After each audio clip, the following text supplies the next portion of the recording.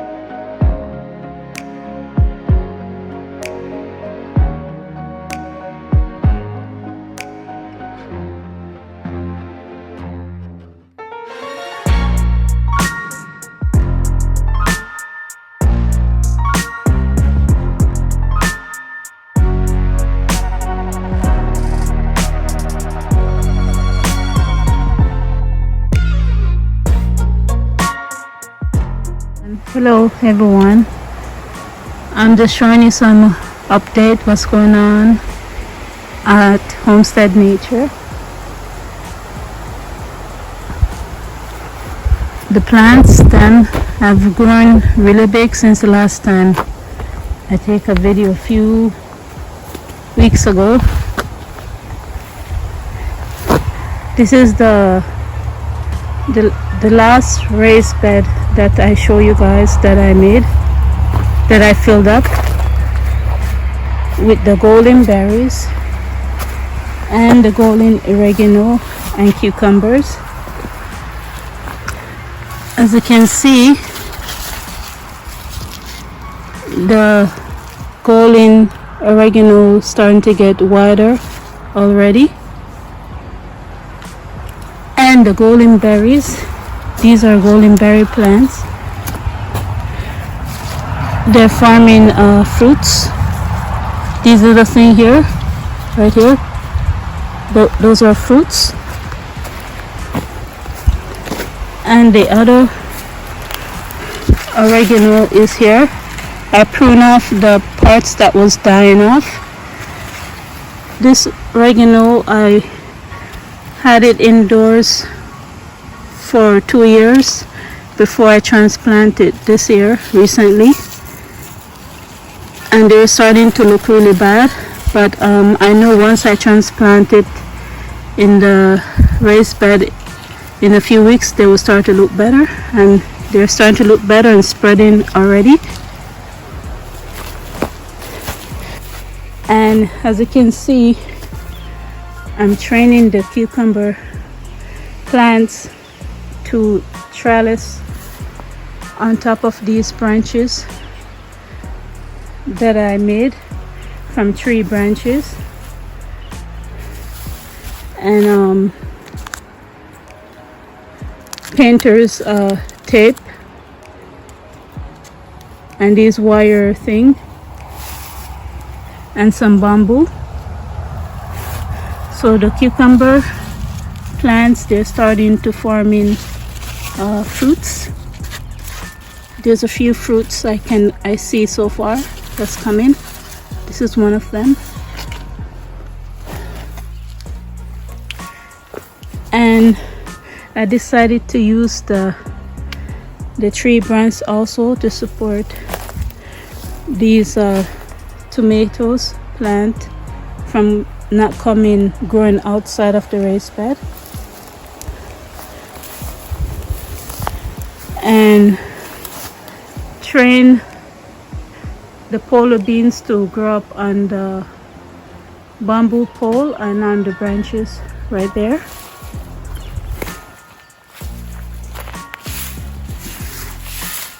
My cantaloupe,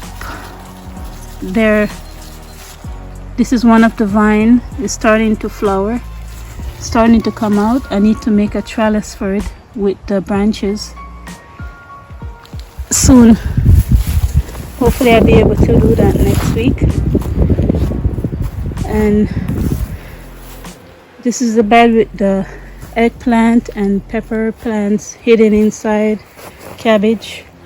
I haven't been spraying my vegetables with no form of organic pesticide, or I haven't sprayed at all, so kind of lazy. I don't enjoy spraying anything, even if it's organic or natural. I think next year I make more of an effort to do that. But because of that, I have some of my plants, they're getting chewed up. And look, there's a caterpillar right there. It's hiding. I'm gonna get rid of it. You see, I got a stick here.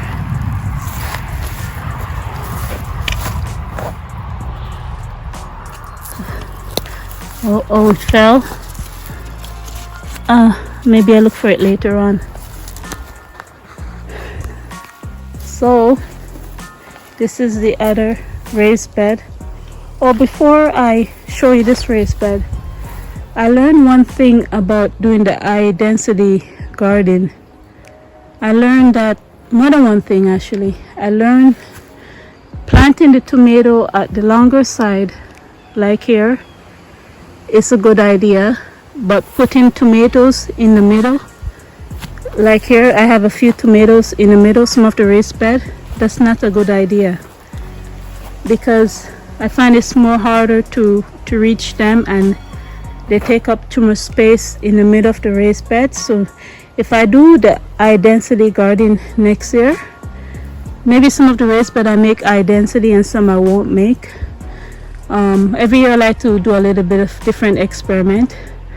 I won't put the tomato plants in the middle. At the end, it's better to control them when you put them like this at the end. So this is the other raised bed. You can see it's doing well. There's a lot of kales.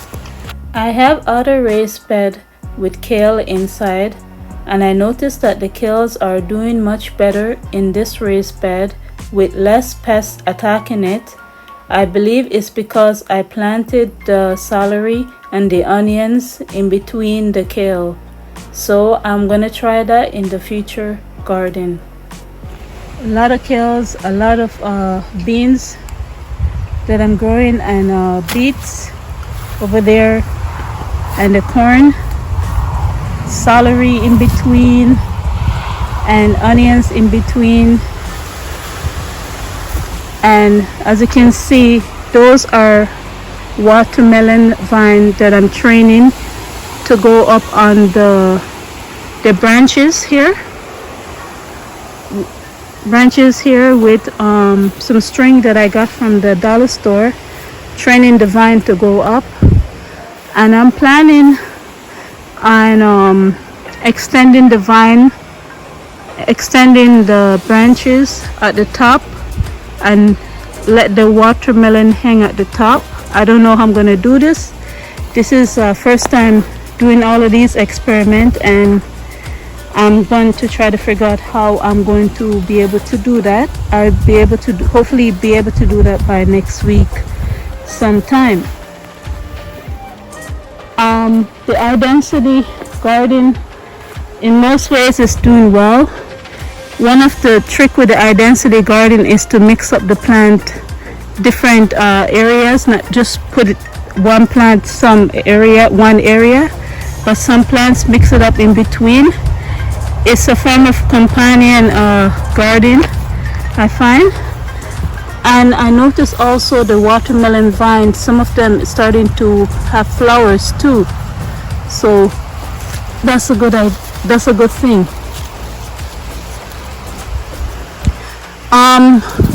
With us making the raised bed and planting it as we make it, it kind of delay us from planting everything at once. But what I learned from that experiment is that you don't need to plant everything all at once. You can space it out throughout the weeks and months. That way you get stuff harvest different time throughout the month. You won't have a big harvest all at once. So there's benefit with that. And I didn't know that there was some sort of pest that like to eat onions. but I don't know if it's rabbits or snails or slugs, I don't know, but they're eating. See that? See with my little onions that I put in this log raised bed? They were eating the top of the onions, so I decided to put these wood on top of the raised bed, hoping if it's the rabbit that it would discourage the rabbit from eating the onion top. And it actually worked, because I heard that rabbits are very lazy. If the raised bed is a little bit too high, they're not willing to try to jump on top of it and eat stuff. But if it's really low, if it's about this low, they'll make more effort to do that. So it actually works. And I noticed also that these flowers are starting to finally bud in flower buds. So I'm assuming maybe in 3 days time I should start seeing flowers with these flower. And the rabbits was also eating the flower buds for these ones. It's a good thing I put this wood here before it ate this one too, but it ate this one and that one. I'm assuming it's rabbits. I'm not sure, I'm assuming.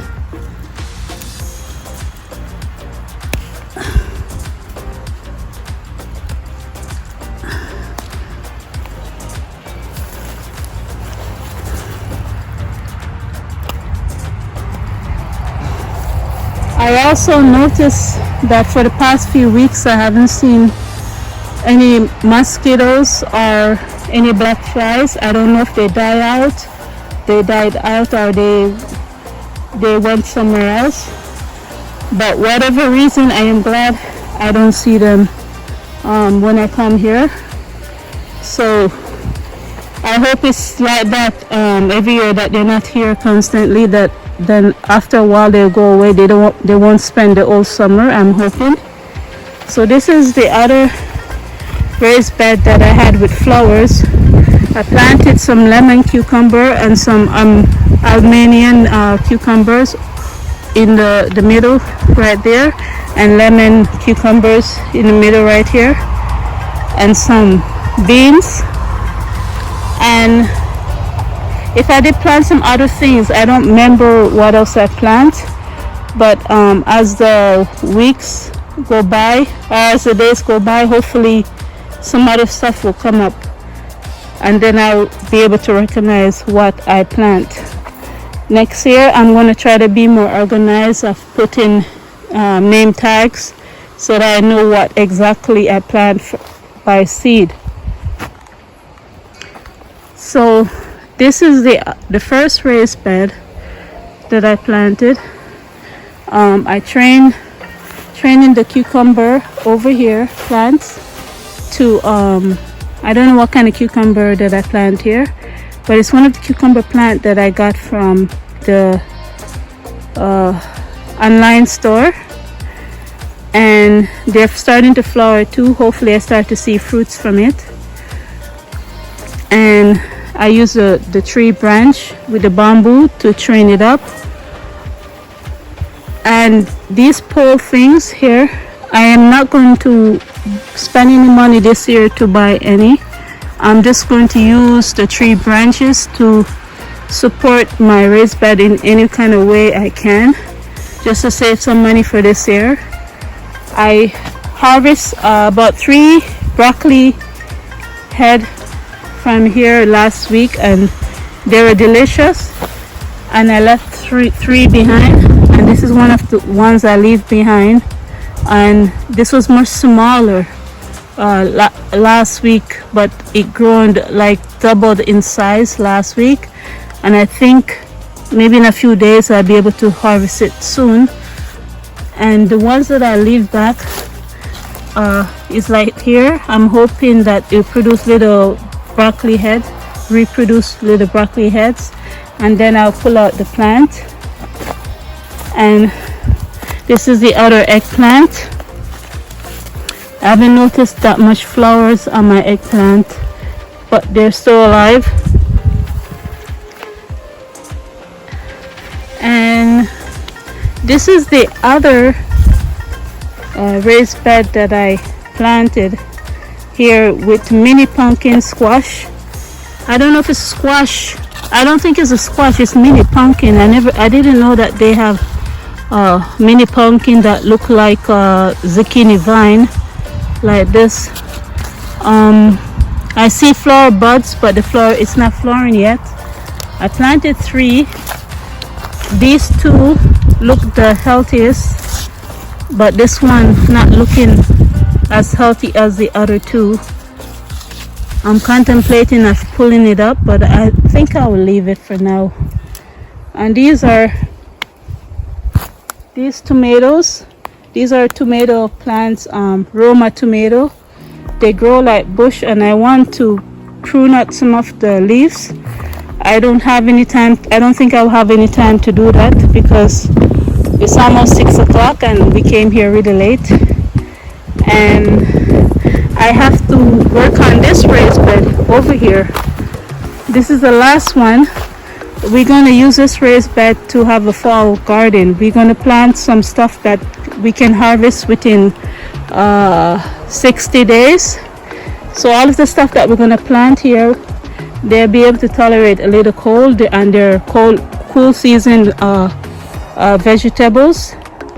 And they don't take that long to grow. They will be able to harvest some of them within 60 days, some before then. And this is the white fabric that I put in the middle, and this is the black fabric that I'm gonna put up and put in like that. And then I'm gonna fill it up with soil today, and I'm gonna plant some stuff with seed. And then I'm planning on putting the 40% shade cloth over it to keep this raised bed a little bit cooler. And it will be a little bit cooler even without it because it's next to my little forest that I have here.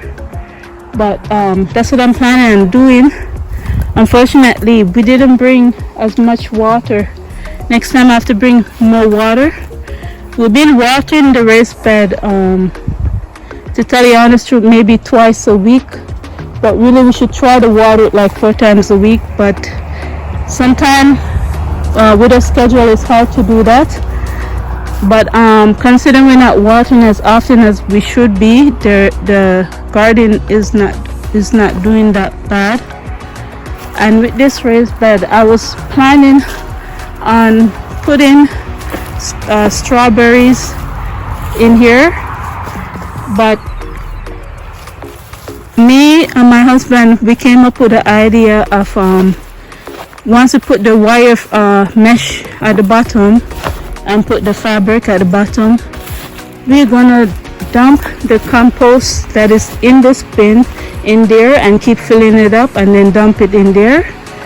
At the bottom of this bin there's a hole there, and there's worms that's going up inside. So we're planning on collecting the compost and put it inside the raised bed, and the worms will live inside the raised bed and help break down the organic matter.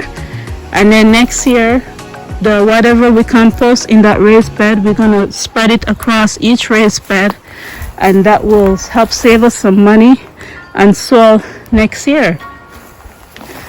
And I still need to make mini raised bed for my mints. They don't look that great, but once I plant them in the ground, they will look good. And so that's what we're planning to do. And I'm also planning putting just plant-based fertilizers in our raised bed in our garden.